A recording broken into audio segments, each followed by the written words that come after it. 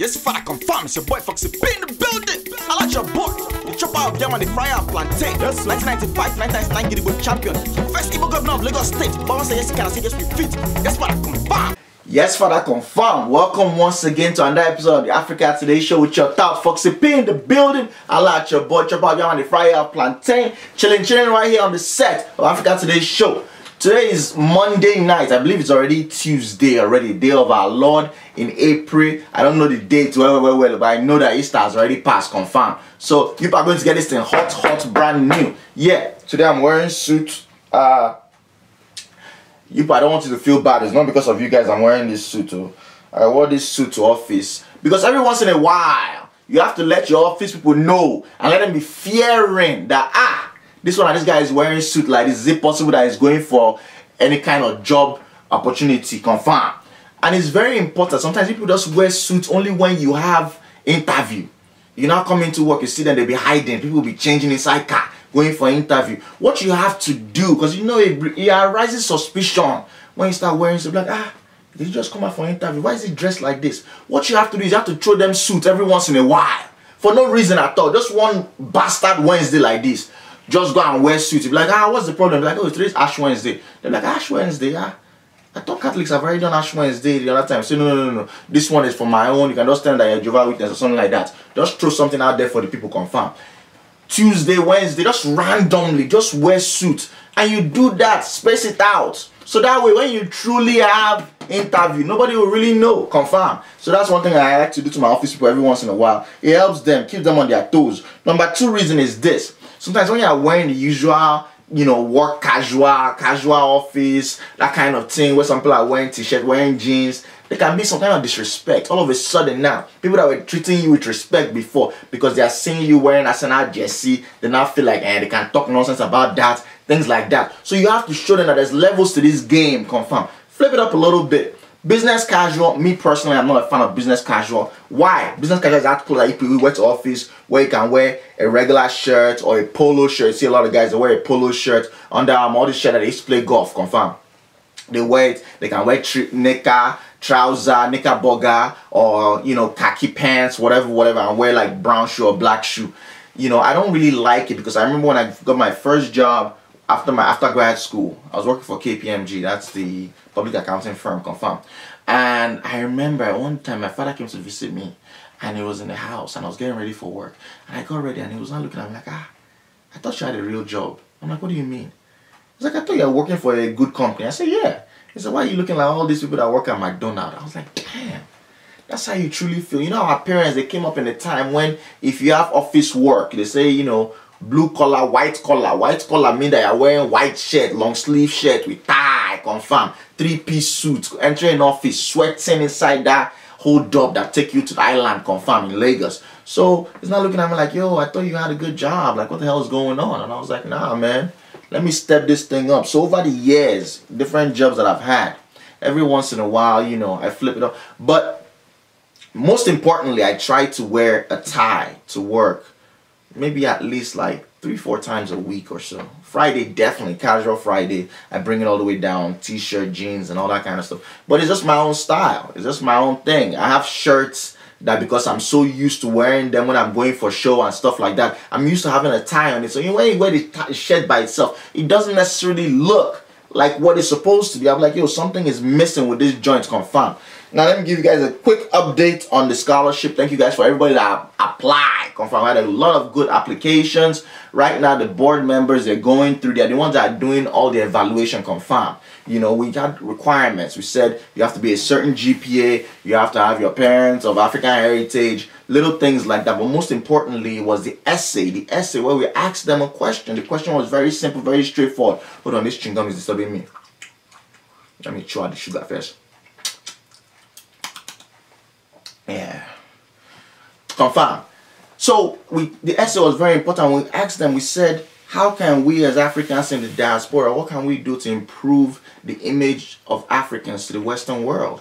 And it was very interesting. The responses were very, very good. So now they are doing all the grading and everything else. I expect by towards the end of this week we should be able to come out and say, look at the winners of the scholarship. I also want to thank every single person who donated to that scholarship. You guys don't even understand what you're about to do. It's absolutely amazing. The fact that we can come together. I believe, how many people even donated? Maybe like 17 to like 25 people. It wasn't that many people that were able to raise that $2,500 confirmed. So of course now the people that we did it, GoFundMe that we did it with, they took their own percentage. Those people are useless. Can you imagine somebody trying to raise money to go and bury their grandfather? They'll say that, look, all we need to bury this man is $7,000. People will now donate that $7,000. You know what, GoFundMe will now take their percentage out. That money will now be $6,400. That's how they did with this thing now. So basically, after the donation is $2,500 though, but the check that they sent is like 22 something. So now I have to top it up, but I will do that. Confirm. There's no way I can tell you people to donate. I won't add my own money. Confirm. So we're definitely gonna make sure it's $2,500. And as soon as we finish giving out this award, whoa, we're gonna do the next one because we have to keep this thing going. And one of the most beautiful things is this. Somebody hit me up. They said, Foxy P, when you started this Africa Today show, I was a student, and now I'm working. Now I'm married, I have my children, blah, blah, blah. You know, that person, they may not have put it out there, but the way I'm looking at them is like, dang. So before you're just someone that we can help, now you're a helper. That's the beautiful thing about life. That's why I tell you, do not disrespect young people. All these young people that you see on campus. Yeah, because you're a final year student, you'll be looking at all these jam by thinking that tomorrow they're not going to become somebody. They will become somebody. They're going to be bigger than you, confirmed. Let me tell you something. I scattered my head to the end of the world and back. When I came out of university 2004, Mark Zuckerberg, this guy that's fighting all this Facebook fight right now, was still in university. Remember that he dropped out as a freshman or sophomore. So back then he was still a jam bite when I came out of school. So imagine that if me and him were on the same campus like this and we're about to enter the school bus, maybe we're going from point A to point B, and I see I'm about to enter and him says about to enter, I can give him a elbow and be like, dress back, idiot, am I your mate? Why are you going to be moving with me on this same frequency? Confirm. So that's the beautiful thing about life. The young shall grow. I'm looking at my baby brother. You guys remember Henna now? The same person who, when he was a tata, by the age of 9, 10, 11, is coming to America, chilling with me, staying with me in the house. This is someone that when I leave the house in the morning, I have to come back at noon just to make sure that he's eating. I remember the days when I used to go for parties. I used to organize parties back in the day. And I remember clearly New Year's Eve party 2006, entering 2007. I did a party. It's a place called Kweju's Kitchen out here. They're just chained into Kweju's Lounge. It's like a restaurant, but they started doing parties and everything. I was organizing a party. This is a New Year's Eve party where I was supposed to do a champagne popping, champagne toast at midnight. Because my brother was in my house. I think at the time maybe it was like 11 or so. How old was him around that time? Maybe 11 or 12. I left the party just before midnight so I can come home and enter the new year with him and then leave out again. You know, that's the level of person I was looking at him as a tata. But now look at him. 25-year-old, mature now, is working, doing so well, you know, an amazing person, confirm. He even has his own apartment. Someone that when he moved to America, was living with me. He even has his own apartment now. So every single time now, when Mama Junior and I be just doing her own thing, I just be vexing me somehow, I'll just be like, you know what? As I am like, I'm not staying in this house with you anymore. I'm going to go and stay with that. Like, don't go. Usually when you're fighting, initially women will not tell you don't go. They're like, you want to go? Leave now. And I'll use vex and just go. My brother, I'm not going to hotel. I'm going to my brother's house. So gonna sleep.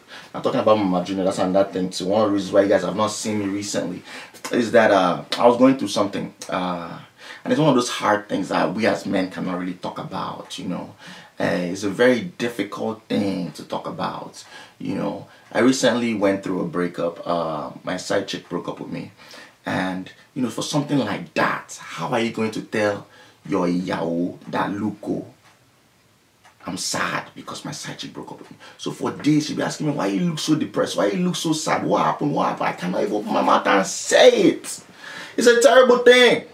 You know, women, you have to be more accommodating. You have to help. Reach out and help. A good woman would have reached out and said, yes, auntie, why are you treating him like this? Why are you doing him like this? It's not fair. You're affecting the family house. You're affecting the behavior of things in the family. The temperature is not right no more. He's not reacting the way he used to anymore. Because of this situation, the sadness is deep in his spirit. But you know, these days, or not, you know, I keep giving her the advice. My grandfather was a polygamist, married to 3 women, confirmed. When he married his first wife, it was just the 2 of them. They had a bunch of kids, were living a wonderful life, and everything was good. Then out of nowhere, boom, boom, boom, boom, boom, boom, boom, he went to go marry a second woman, brought that second woman into the house. Basically because I believe my grandmother gave birth to 2 girls. Boo, boo. The man was not looking at her like, no, I need son. I went to go marry and that woman, the one that gave birth to his son.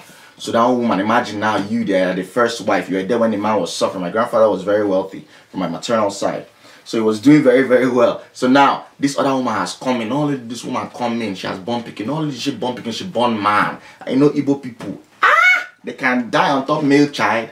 If an Igbo man can nut inside a woman and look inside and see it's a boy or girl, that guy can go and buy plan B. This time I'm telling you is the truth. Me personally, I don't really subscribe to that because for me, I really want to have a daughter first because a daughter is very, very good. Daughter is one that cares for the children and the parents and everything else. My first daughter will be able to rat on the brothers like, yo, daddy, see what happened? Whereas the first son, his own job is just to be destroying the house. If the junior one say they want to thief car, the only reason he can report them is because he was trying to thief that car and take it out.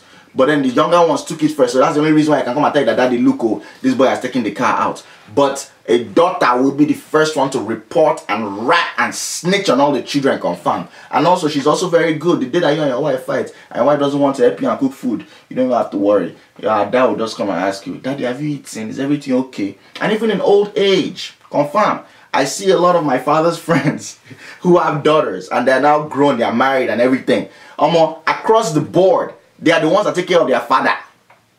Sometimes my father wants to fight him with me like, just because I want to come and stay with you, you're always arguing, blah, blah, blah. And look at all my friends. Do you remember Chief Ike? Chief Ike? Yes. Ike Nwosu Chief. He has been with his daughter in London now for almost 3 years. No single day have they ever argued. But you like this, just come and stay in your house for more than 3 months is a problem, confirmed. Which is the truth. Anyways, my parents are about to come visit now. We got into a small argument, basically off of the fact that they were like, look, we're going to come in April and we're staying till November. And I was like, nah, that's not happening. You are staying 1 month.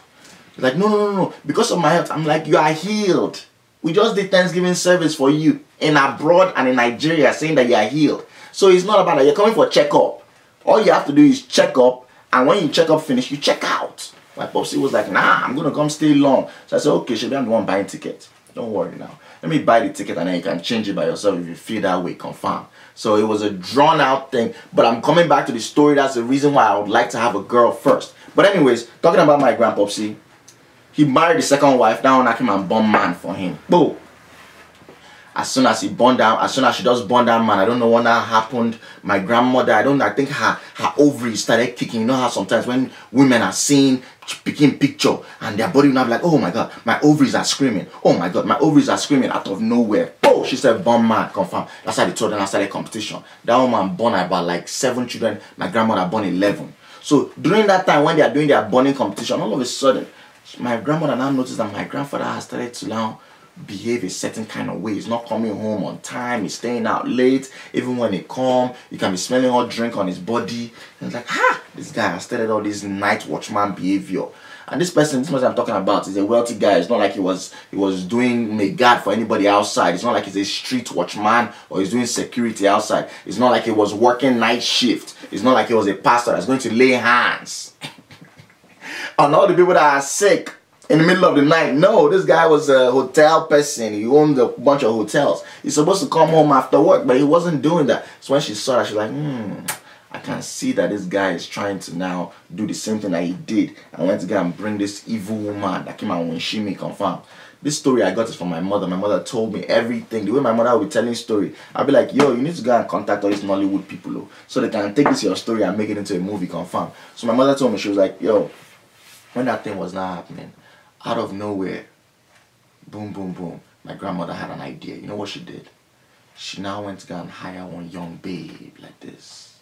Had the babe to just be visiting the house. This girl was like maybe like early 20s, you know, 21, 22, started coming to the house to visit. She was about the same age as my grandfather's oldest daughter, so she's always coming to the house, visiting and everything. Boom, boom, boom, boom, boom. Within like 2 months, my grandfather called meeting, and that he had something to tell them, that he decided to take a new wife. Guess who the third wife was?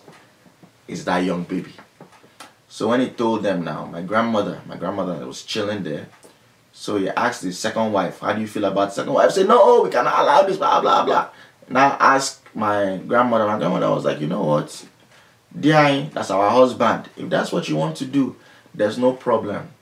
So my grandfather was now excited. It was now when he wanted to go and put the money down for the traditional wedding. When he wanted to go and pay bride price. As he went to go and meet the in-laws to go and pay bride price on top the girl head. That's when they now told him, now press pause, Oga. But why do you want to pay for this our daughter? He was like, no, don't bring that Christian nonsense to me. I will pay for this my new wife. What are you talking about? So I can marry her now. Then tomorrow now you put your village people will now come and start arguing with me and saying that I didn't pay for the wife. I can come and take her away. No, we don't want any of that nonsense. They were like, no. If you don't like her, are you trying to marry one of her sister to add to the... He said, no, it's this one that I want. This one that I want. He said, but why would you pay the same amount now for something you've already paid for? It's not like, what are you talking about? He said, somebody has already come and paid for this girl now. That's why the girl has been coming to your house since. Ladies and gentlemen, boys and girls, that's when my grandfather realized that my grandmother had already paid the bride price for that babe right from the beginning. So when she was coming to the house, he was thinking that she's coming to visit his daughter, who's her friend, not knowing that my grandmother has already paid the bride price and said, baby, look at you, you're tall, you're light skin, you know Igbo men. I don't know what it is about light skin with men. I don't get it. I don't know why. Is it that you want to be climbing a woman where if you off light, you can still be seeing your reflection on her body? I don't understand it, but for some reason, they're really into all of that. So, boom! You now find out that the first wife has paid the dowry for this young baby, and she has already maneuvered the whole thing. So while my grandfather was playing Ludo, Snake and Ladder, my grandmother was playing chess, confirmed. So the real thing I'm trying to tell you ladies today is this. If you want to have a peaceful home, you yourself should be the one going outside to look for side chick for your husband. Yeah, you should do it. At least you can find someone that you can get along with, confirmed. That's what my grandmother did. She was like, look, I know this man is itching, is going crazy right now. I know he's about to go do the same thing that he did. And he went to go and bring this winch into our house. This Ogbanje, this marine spirit. You know, this Atilogo dancer in human form, confirmed. He said, no, this won't happen. So she's the one that now went and now hired the baby that he now brought into the house, confirmed. It's absolutely crazy, ladies and gentlemen. But it's a suggestion, so you guys can tell me in the comments. Ladies, would you help your husband find somebody that will be playing supporting striker? Because you have to understand, all this time that they're talking about Ronaldo, they're talking about Messi. If you come to the Nigerian soccer team, you're talking about Yekini and all these guys. Yekini will not be the man he is today without all them Daniel Amokachi. Supporting strikers are very important, confirmed. You cannot talk about Ronaldo without talking about the people that are supporting him in that team, confirmed. It's a teamwork thing. It's not just it's not just you, confirmed. And guess what? This man will still go and do it outside. So you have to help, support anyhow you can. So that's a question for you ladies. Would you, if you're faced in that position, would you ever say to your husband, like, you know what, darling, calm down. I know the kind of woman you like, confirm. Let me go and bring this woman and bring her near you. And then you can do what you're doing. Supervised visits. Sometimes it's good. You can see them. A lot of parents do it. When they don't get along and they divorce, what do? When the children need to come and see the other father, the mother can bring the pekin. It's an easy thing. I don't know why it's so difficult. But anyways, for today's episode, there's certain things that I want to talk about. One of the things I want to talk about is this. It's been troubling my spirit lately, and I said I was going to share it with you. It pisses me off a little bit when I tell you guys something, and some people don't listen to me. And I have a prime example right now. I don't know whether you guys remember a video I made early to mid-December where I was talking about Bitcoins. And I was trying to give people the reason why they should not invest in Bitcoins, confirmed. recently somebody sent me an email and I said, Foxy P, I really want to get some advice from you. You know, I know you're a very knowledgeable guy. Recently I decided to invest in cryptocurrency, and you know, I bought some bitcoins and I lost a lot of money, but right now I'm about to invest in Ethereum and Litecoin. What do you think about this? I won't lie to you guys, I try as much as I can to reply the emails as soon as they come in. So please, if you ever want to contact me, in fact, if you have any question at all, make sure you send an email to africancomedians@gmail.com. The person sent me that email and I was so pissed. I was really mad, because this is somebody who I believe has followed the show for a while now. They watch all the episodes. So I was like, yo, I already told you right from day one, do not go into cryptocurrency. And not only did you go into it, you lost money in it. And not only did you lose money, now you're trying to double down on your losses by moving away from the one that you kind of already understand because you've been bitten. But now you're about to enter another one. How can you go from frying pan to fire? It doesn't make any sense. You yourself have to condition your smartness. You have to question yourself as an adult. Question yourself with your intelligence. You know, these are the kind of people that can go to a shareholder joint and they will beg their shareholder, look, how much is it? They'll say like, bring 2,000 naira. They're like, okay, what if I give you 500 extra? Can I go without condom? Does that make any sense to you? Misguidedness. Why would you invest in something? When I made that video, I remember clearly when I made that video, Bitcoin was like $17,000. Right now it's $6,000. Do you know what that means? I mean, that is almost at the level of how crude oil fell. Look at what it has done to the economy of Nigeria. You yourself, you've seen what it has done to the economy of your pocket. And that one is not enough. At which point would you say, you know what, I'm going to cut my losses? At what point would you say, I'm not going to do this anymore? I'm just going to focus on the things that I understand, which is maybe you go to work and you earn your paycheck and use it for something that actually makes sense for you and your family. Why would you invest in something that you don't understand? And it really ticked me off. It really pissed me off. It took me into a direction that I didn't even want to go that day. You know how sometimes you can receive a message and you're just like, damn, what the hell am I doing with my life? How does this person even know me to even contact me? Because if you know me, I would like to believe that over time, the way we think or the way we approach things, it may not have to be the same. You may not think the way I do, but at least we can become as logical as each other. So why are you still going in this direction when it doesn't even make sense? I've already said it, and ladies and gentlemen, if I have not told you this before, please. I personally don't even like when people trade stocks. Don't do it. Do not do it. Don't. If you cannot spend all of your day and all of your time analyzing things, if you rely on Yahoo Finance to be able to tell you what's trending up or what's trending down, please believe that the market has already moved. You understand? Those results have already happened. You understand? The analysts have now digested that information. They've already traded before they now have the time to now write article. Please believe that the main investors out there, the Warren Buffetts of this world, they are not even writing those articles. So they have to get the information. They've already moved. Somebody else has to see that the move that they've made and now has to report on it. And when they report on that thing, they're finally now reporting today. It doesn't go online till tomorrow. So by the time you get your Wall Street Journal or your Yahoo Finance, that information is already stale. Already there's millions of people have already moved on that information. So what are you doing at that point? If they tell you that, oh, this company just got a big solar contract and they're about to supply solar for all the primary schools in Maryland, for instance, the state I live in. So their stock is about to skyrocket. By the time you're hearing that, please believe that there's people who, when the school system had already put that money down for that contract, they've already heard about it. When they put that thing out to bid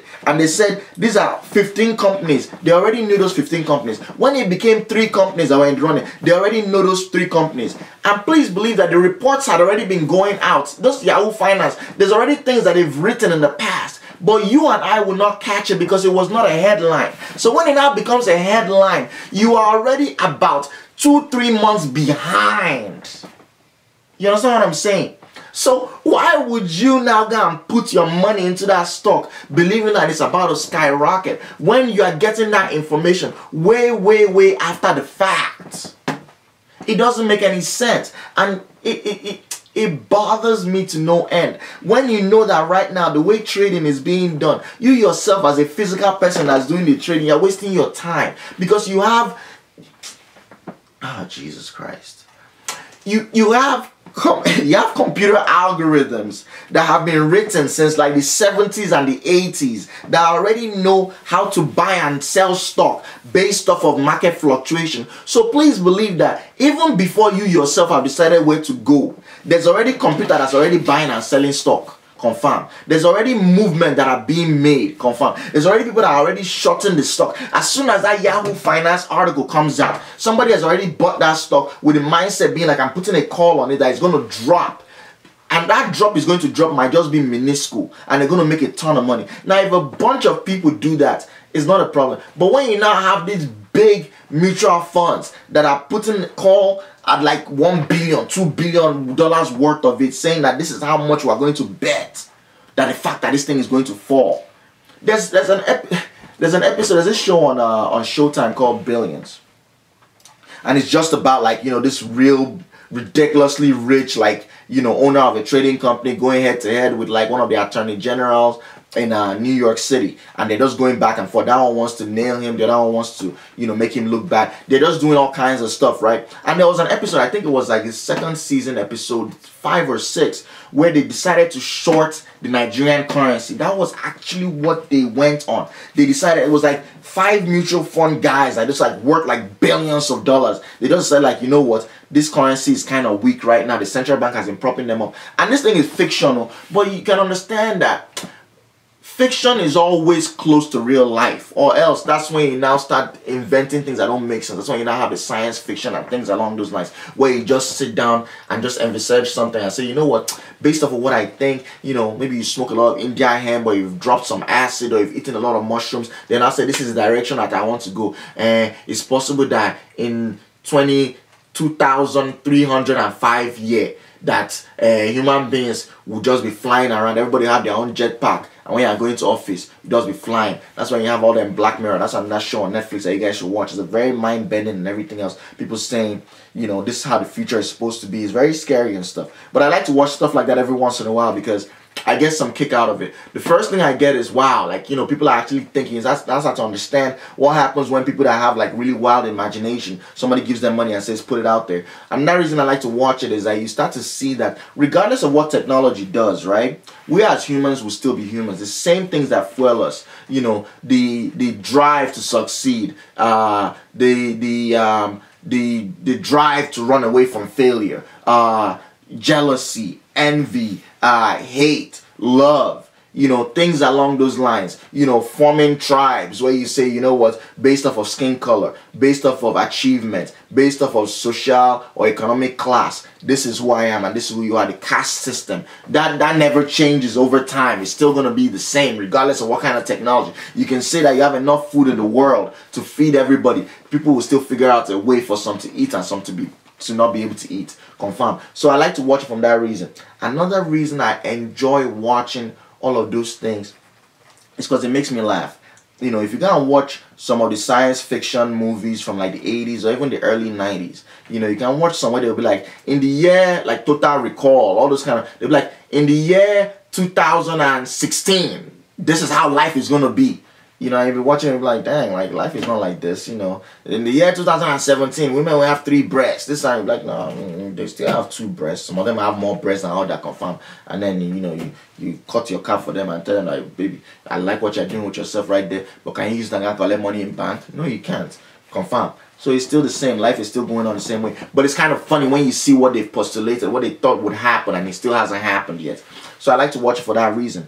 But it's so interesting when I think about all these things and I'm like, damn, human beings will not change. What we were before is what we're always going to be till the end of this earth, and we ourselves are the ones that will destroy this earth. We have to. I mean, it's regardless of anything. I mean, look at Africa as a microcosm. You know, one of the reasons why I enjoyed the Black Panther movie was the fact that it was showing us, you know, perhaps a different way to look at Africa. What would happen if we had kept all our resources, if we were truly in charge of our resources, and were able to do what we were supposed to do to make our countries better? You look at nations that don't even have any kind of resources. Look at the UK, for instance. Till today, I can't even think of what are they digging out of the ground. They have absolutely nothing that they're digging out of the ground. But look at where they are, based on the fact that they were preying on the rest of the world. America is still here doing what it's doing, you know, and preying on multiple countries and living a certain kind of lifestyle based off of the fact that they are reaping the benefits of being a world power that just, you know, squeezes other people's neck. So sometimes I sit down, I'm like, yo, what would Africa be like if, you know, if we were in charge of our resources? And it's sad sometimes when I do my calculation, I'm like, dang, like, you know, all our countries, we've been independent now, some countries for 50 years, 60 years, and we're still in the same place we were before. My brother showed me a job, he showed me a job opportunity that he saw. It was for the US government, and they were saying it was something about like being an analyst, working with like, you know, it was supposed to be somebody who's, you understand international trade and international relations and stuff like that, because he's going to grad school for that. So he's, you know, he's learning all that kind of stuff. And basically the core thing was, you know, you have to want to help Africa. You have to be the kind of person who wants to provide aid to Africa.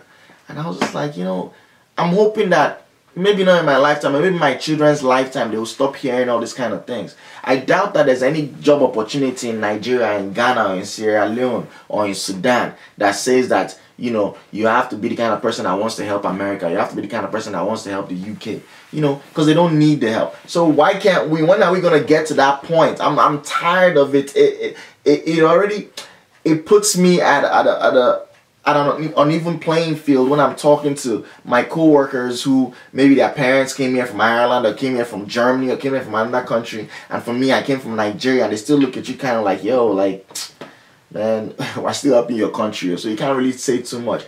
Sometimes I get sad every time we get around Nigerian independence and we're doing our parade in New York and we're flying our flag, and I'm looking at the flag and I'm like, yo, I mean, you have all that pride and everything else, but that's a third world country. Like, how much pride can you have being from there? How much pride can you have when you know that there's still people in your country that die off of cholera, dysentery? These are diseases that you get from drinking water that's bad. Water. America, yeah, there are people that go years, they haven't drank water from tap. Things along those lines. People are still dying from malaria. Somebody just came back from Nigeria. They were telling me that when they were in Nigeria, they had typhoid. I was like, typhoid? What the hell? How can you even possibly have typhoid?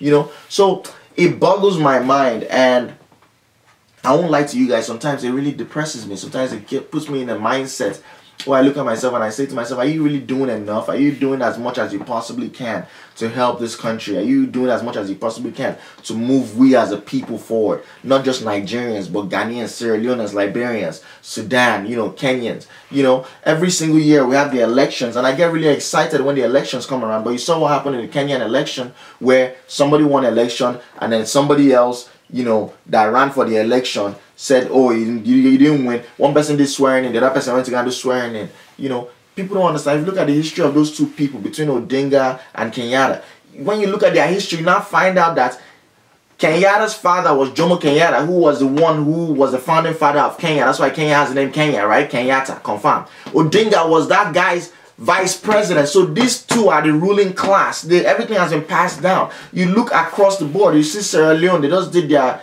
election. I was really excited about that, because every time that you see a country that went through a lot of strife, that went through a lot of like civil war and all that kind of stuff, I'm always really scared when it's time for their election, because you never know. It doesn't take much for you to reignite all of those things that caused the initial fighting in the first place.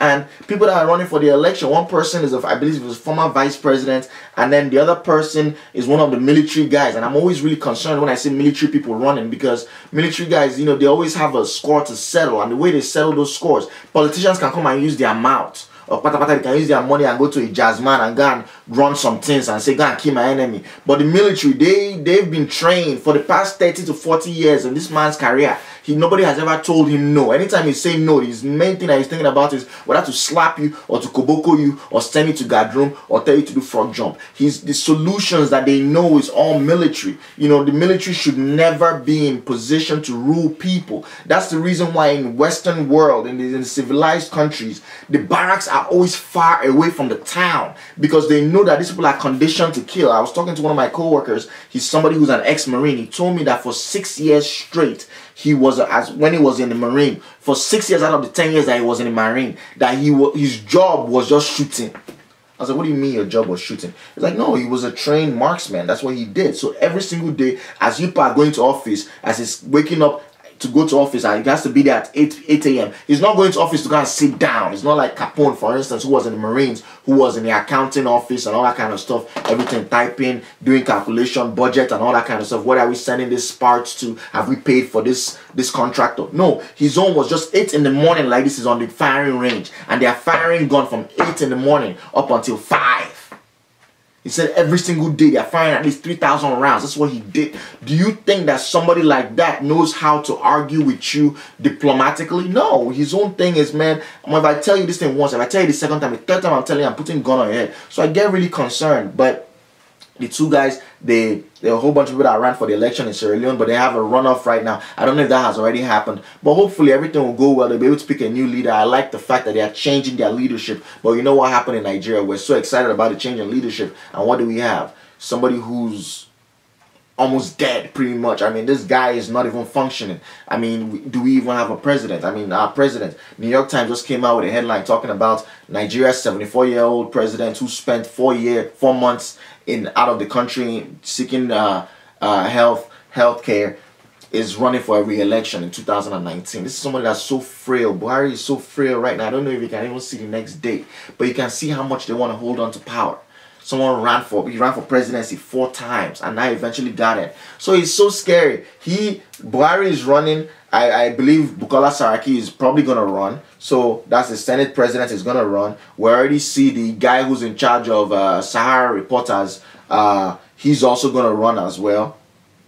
There's a whole bunch of young people. There's like this guy, fella Durotoye, that came out. He said he wants to run as well. I really enjoy that. I think it's good that we actually have people who are not beyond the age of retirement for civil service actually looking to run. I'm pretty certain that Tinubu is going to bring somebody out. Who knows, it might be Ambode. They say Fashola is already wearing his soccer boots. They're all getting ready. The North is saying that their time has not finished yet because Buhari was supposed to serve 2 terms. So if Buhari cannot run, then that means he has to still stay in the North. Knowing fully well that with all the kind of corruption that's going on in Africa. So these are things that get me really sad. I want to shout out somebody, Racheal. I want to shout you out so much because this is somebody that she's always sending me stories about things that are happening in Africa. And I won't lie to you guys. Every time I start reading those stories, I get really sad. I get really depressed. I'm like, dang, if this is the story I'm supposed to talk about, how can I come and tell you, this is supposed to be a show that you're supposed to be laughing about and just use it to step down based off of whatever you're going through in your own personal life. All of a sudden now, I'm now bringing some kind of sadness to you. I don't even know how to approach that, ladies and gentlemen, boys and girls. So that's one of the main reasons why sometimes I'll be seeing all these things. If I show you my phone right now, you see all kinds of stories. Things that I found. Because I'm constantly, when I go online, I'm constantly following Nigerian news. Shout out to all the Nigerian, Kenyan, Ghanaian, Sierra Leonean reporters that are risking their lives to put the truth out there. Because you know how it is these days. You don't even know who's saying what. You know, I grew up in a time in Nigeria when they used to shut down, the government would shut down newspaper houses. How many times did they shut down Concord or Punch? Or they'll tell you that, look at this one, so these ones are the ones that everything they're writing is pretty much the government that owns it, confirmed. You know, so it boggles the mind when I think about this. And then you look at what's happening in what we consider developed countries. You know, look at South Korea, for instance. They're about to send the last president or their prime minister. She's about to go to jail for corruption charges. What did she do? While she was in power, she was able to now liaise with some companies, and it was like a paid-for-play kind of thing. If you donate to this charity that we have, you know, we can help you give you guys contracts. Off of that, it's not even a hand-to-hand kind of thing. We come from a country where people are giving 10% for any single contract you want. You have to drop at least 10%, of which nobody even knows if it's 10%. It can be 20%, 30%. Come from a country where they found millions of naira. This is in foreign exchange, in dollars and pounds, inside a house that's owned by somebody. They said it's a high tower building in Osborne Road or whatever, wherever the fuck that was in Ikoyi. They found money inside an apartment that's inside of a building that's owned by somebody. Until today, nobody has gone to jail for that. What are you now talking about? Where are we starting from? You know, it boggles the mind. And that's why sometimes when I hear about what's happening right now in terms of the new brain drain that's happening in Africa. You know, think about our parents that came here, you know, running away from the Civil War. They had their generation. They had a bunch of kids. Then you know, I have people like us who were the second wave, right? We came here because the educational system is not what it's supposed to be in Africa. We came here. Now you have the third wave. The third wave. What are we seeing now? We came, nobody knew our promise. We could have come here and got into drugs and alcoholism and carrying women and all that kind of stuff and just been misled. You know, nobody really knew what we would become. But we thank God that you guys are watching me right now. We're able to talk about things that are happening. The new brain drain now. All of those your friends that you left back in Nigeria. Yes, all those your friends that went to school back home, that you're looking at them, that these are the smart ones, these are the ones that stayed back home and they're doing it real big. The ones that when you go back from America, you know, they can, when you tell them that, oh man, we're hanging out in this spot, they'll come with their private car, or they can come with the driver. Driver will come and drop them off, and they can just be chilling with you. They'll be drinking beer. The ones who, when we go back home, instead of you paying for the whole drink, they'll be like, no. Ah man, folks, you don't understand. I'm so happy to see you, man. Don't worry about it. I got you on this. The ones that have little apartments, nice houses, that are doing, you know, things that you're looking at them like, yo, this is the next person who's going to help things out. The ones who, before, they're the ones who, maybe if my parents need money real quick and I'm not able to go to Western Union or whatever, I'll be like, yo, bro, I beg, can you help me just send 200K to my parents? I'll put it into your account. They'll be like, all right, no, P, just put it in my American account. You know, my wife is already there. She's about to give birth. All those people who were the upwardly mobile young people about our age. I'm talking about people in their 20s and their 30s. Guess what's happening right now? They are all coming here, confirmed. I'm seeing them now. I'm seeing some of my boys who are working in the oil company back home, that are bankers, are lawyers. All of a sudden, I'm seeing them here. And I'm like, yo, what's going on, man? How fun? How's everything with you? Like, oh, man, I don't do here. I've been here for like 3 months now, man. I've just decided, like, you know, I'm moving here with my family and everything else. You know, my wife just had a baby and we're like, you know what, there's no reason to go back. So I just went back home. I'm going to go back home before December to go and sell off the rest of the stuff. And now I'm coming right back. So now this one is not even brain drain anymore, because I look at brain drain as like the resource, like, you know, the smartness, you know. Now what we're having is like professional drain, in that these people are established lawyers, they're established doctors, these people are established engineers. I have one of my boys that moved here. This guy went to go for a job interview in Houston. The way that they looked at him, they were like, yo, your accent is kind of crazy, we can't really understand you that well, but based off of the stuff that he's showing them and showing them pictures and telling them this is where he used to work. He used to like manage a whole oil rig off the coast of River State. As I'm talking about, like all them oil rigs that you can't even see them from land, confirm, where you just be there for like 3 months. He used to manage the whole thing. This is infrastructure that's worth like billions of dollars. He was in charge of it. This is a young guy that's like maybe like 35 years old. You know what they did? As soon as they just told him that, they're like, can you show us? They're showing him diagrams and everything. It's like, oh yeah, this is yeah, manage this. How would you improve this system? He said, you know what, I'll get like 30 guys to retrain them, make sure everybody knows what everybody else is doing, because I found out that if other people know, if my foreman and everybody else knows how to do a rotational thing, you work here for 3 months, work here for 3 months, within a year or two, they become even more seasoned professional, blah, blah, blah. And when these people looked at him, they said, no, we can't just keep you here in Houston. No, these white boys are here, they don't even know what they're doing. You know what, we're sending you to Angola. We just had a new thing that we're drilling there, and we need somebody that knows this thing from that level. You understand? Because we as Africans, when we learn things, we don't just learn it on the surface. We don't learn it on a BS level. I mean, half the things that we do at work these days, you know, is your guy will tell you that, yo, this is the project. Can you handle it? You'll be like, yeah. But deep in your spirit, you know that, oh man, I can't wait to get back to my desk so I can Google this whole thing and figure it out. You understand? But people back home, where's the Google? So you have to learn it. They have to learn it. You be seeing people that have library of things. My father as a banker had a library, had a study in his house, confirmed. You know, where you just see books on banking and finance, things like, you know, when they'll tell me, oh, you know that the Lloyds of London, they've just changed this process for insurance and this and the third or whatever, so we have to change the way that we're doing this, our accounting and everything else. You see my father for the next 3 weeks, he'll come home like this, be bringing out big books When was the last time you as a professional here in America, in the UK or Canada had to really do that? When was the last time? Besides, don't get me wrong. I know that we do go. I know that accountants and people like that, I know doctors, you have to go for symposium, you have to go for seminars. But those things are usually just BS. It's just bullshit. You just go to Miami for like a week. You know, throughout that time, it's just you and your friends. You know, you and your coworkers. You guys are just chilling, drinking on the company's tab. You know, me as an IT professional, I have to do that with information security. You have to get certain certifications that I have. You have to get certain CPEs. That's what they call them, continued professional whatever. But you have to get them. You know, so you have to go and take all these classes and everything. So my job, I'll tell them like, yo,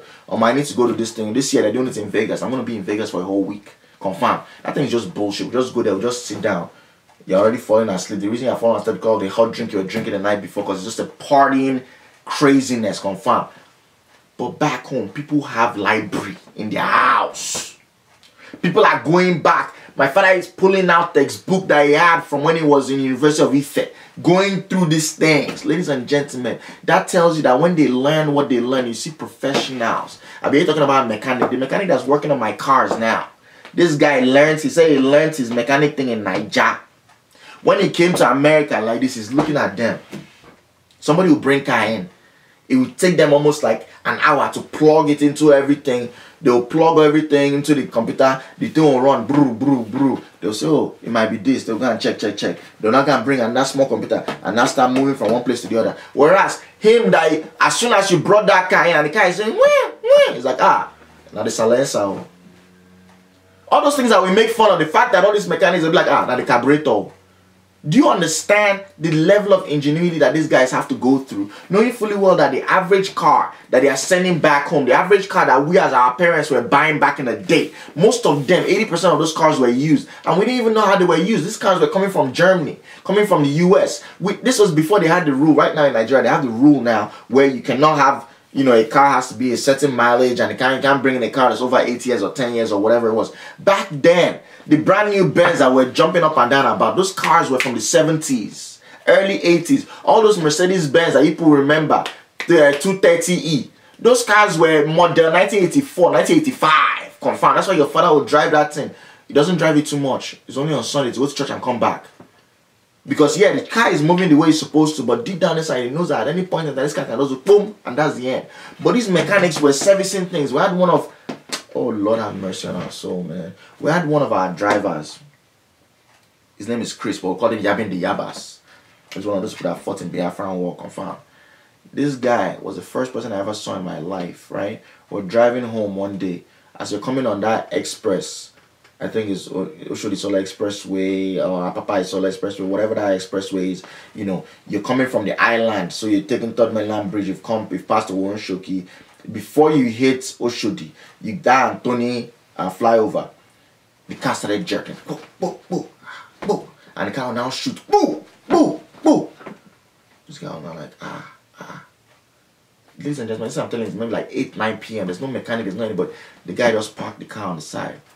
My father was not like, Chris, is everything okay? This place is really bad for armed robbery. Very close to where, if you guys know anything about Lagos, it's very, very close to where Charlie Boy used to have his bike. His bike would just be on top of the house, you know, so you can actually see it across from there. So basically, this dude came out of the car, right? He opened the hood of the car, got some engine oil, took banana, mixed that banana with that engine oil, and now went under the axle of the car. Now put that thing there. Ladies and gentlemen, I don't know exactly what he did. He rubbed it underneath the car, now came inside the hood of the car itself, now smushed that banana up like this. So now that I'm older, it's probably like he made like an additional lubricant or something along those lines. But that was the ingenuity of this guy. This is someone that trained as a mechanic. They know how to do things with their hands, confirm. Someone that was a Biafran soldier, so you are seeing things, you are seeing the way. People don't understand that they used to, they actually used to actually refine crude oil into, but that's a different story, into petrol, but that's a different story for another day. But basically, we're dealing with the fact that these people are now moving here. of which you cannot stop them. We can't tell them to keep suffering, keep staying in a place where your pikin, if it's not water that will try and kill your pikin, is the fact that you're on a generator every day and your child's bedroom is right next to the window of the generator house. So the fumes from there is making your child sick. The child has been sick for the past 3 years of his life, and that child is only 3 years old. Why won't you want to move to a place where you can live a comfortable life, where your children can go to school and come back safely? Why wouldn't you want to? So we can't even say they shouldn't come. Plus, they have the resources. You have a lot of people that they've sent their children now to come and give birth here multiple times. Racheal sent me she sent me the link of a Ghanaian senator, one of their government people, who proudly was carrying his pikin, showing that he has a newborn baby that just been giving birth to in America, and is about to go back to Ghana and I'll be shouting at Ghana for everybody. Ghana is going to become better, whereas you came to give birth to your child here in America. But we see all these people coming. So my question now is this: with all of them coming here, who is going to rebuild Africa? Who's going to rebuild our countries? With them coming here now, where the middle class is gone. Because once they come, there's going to be that gap. So now the little professionalism that we had in the oil industry, the little professionalism we had in the legal industry, those brains that are making the banking sector move forward, those engineers that are trying to rebuild the infrastructure that's pretty much dead, who's going to remain? Ladies and gentlemen, I want you guys to think about this. And that's what they talk whenever I end this show. Anything we don't die in a vulture. I remember, when in doubt, the ginger is Santana. I mean your tout Foxy P. Next episode, I'm going to have my brother on here, ladies and gentlemen. It's going to be absolutely crazy. We're going to talk about the whole thing about the drug usage in Africa, confirmed. Ginger.